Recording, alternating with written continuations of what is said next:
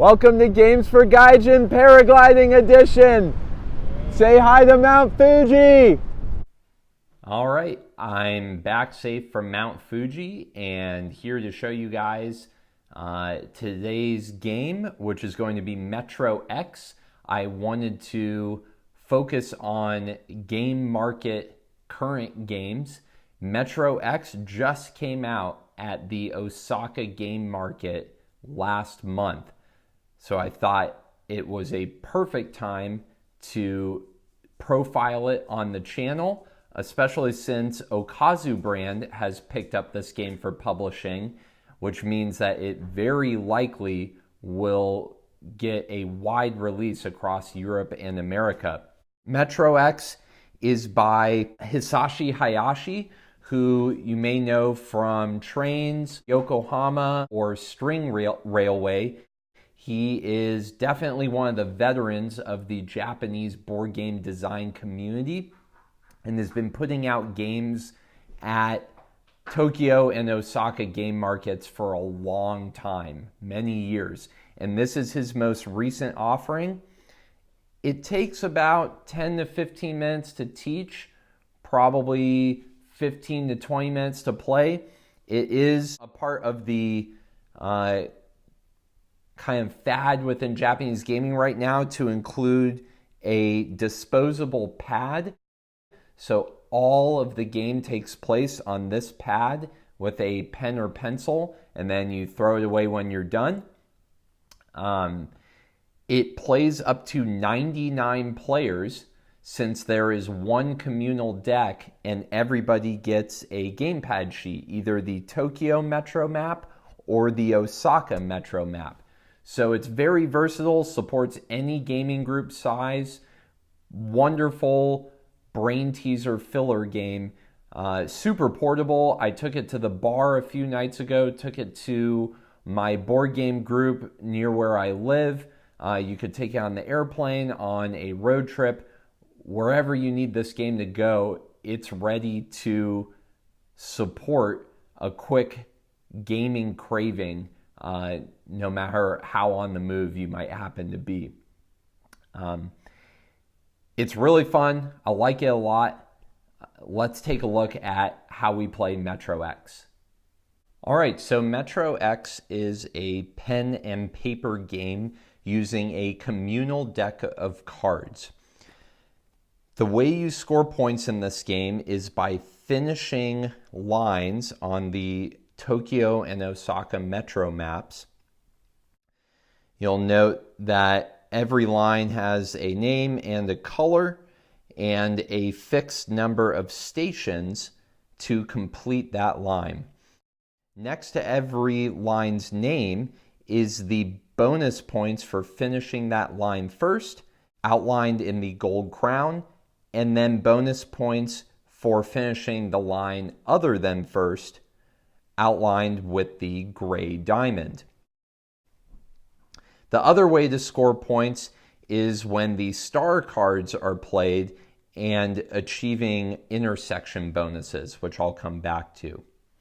So there are four main types of cards in the game. There are number cards, there are numbered skip cards, there are star cards, and there's the free space card. Numbered cards are going to pretty much just move you along the line for that number of stations. So if I flip a 2, I would, for example, on the Tokyo Metro map, choose the Chiyoda line, the green line. I'd write a 2 in my first open indicator space. The Chiyoda, or green line, has 3 indicator spaces, meaning I can play 3 cards on the Chiyoda line in a given game, and then find the first 2 open stations and fill them in.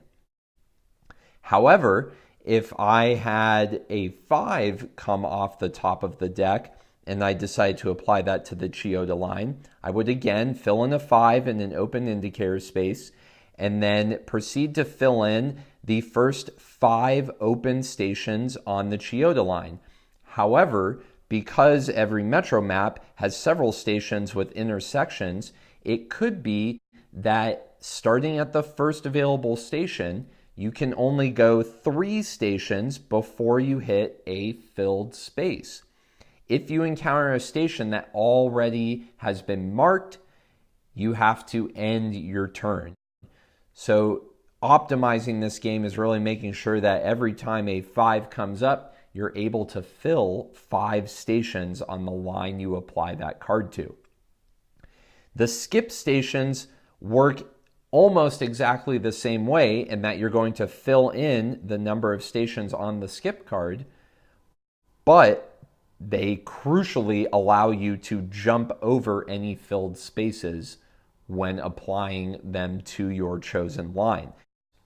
Star cards are the second way to score points in this game. Just like the numbered and skip cards, you are going to apply your star card to a given line, so you have to make sure that you still have a card left to play on the line you choose, and then you're going to proceed to the first open station on that line.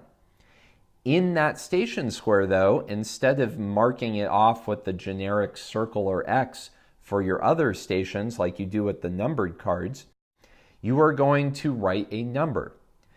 You are going to write a number equal to twice the number of lines moving through that station. So in a normal game, you'll probably see 3 or 4 star cards. At the end of the game, you'll add up all of those intersection bonus points for your second point contribution amount.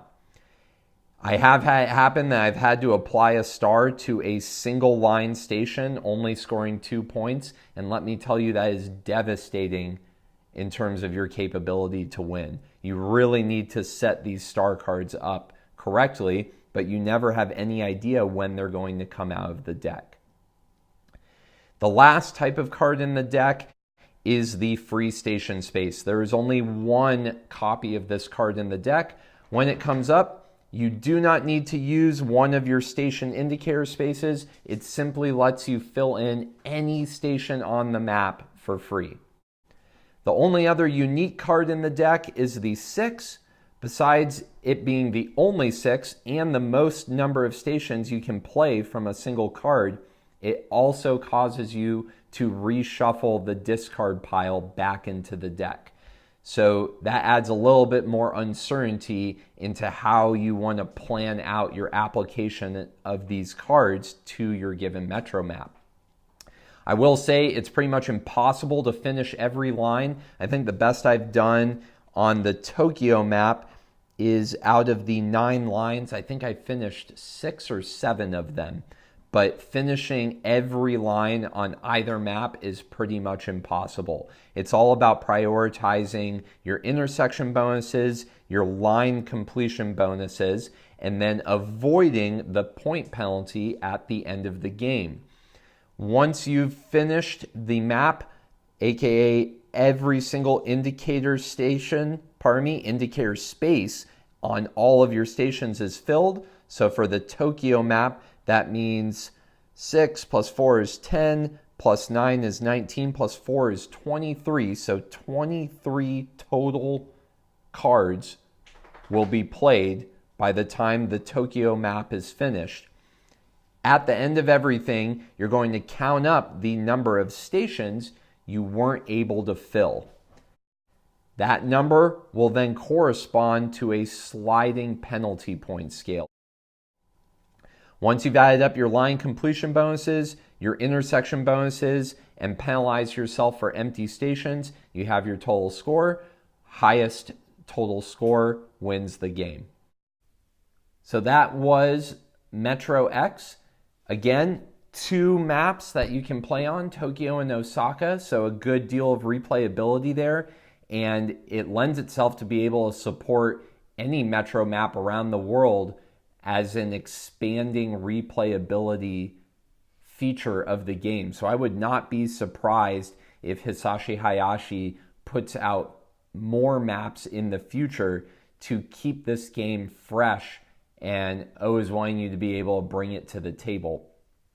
Definitely a thumbs up from me. My gaming group loved it from our very first playthrough. It's definitely a game you need to play a few times before you can really grasp the subtlety of the mechanics, but it's just super fun, and I don't think it's a game you can ever play once because people always want to see if they can fix the mistakes they made on their last run through. So that is MetroX. I cannot wait to see what other crazy games are going to be at next month's Tokyo Game Market, and I can't wait to show them to you guys on Games for Gaijin. Please like this video, subscribe to my channel, share it with your friends, and stay tuned for more Tokyo Game Market coverage. Thanks.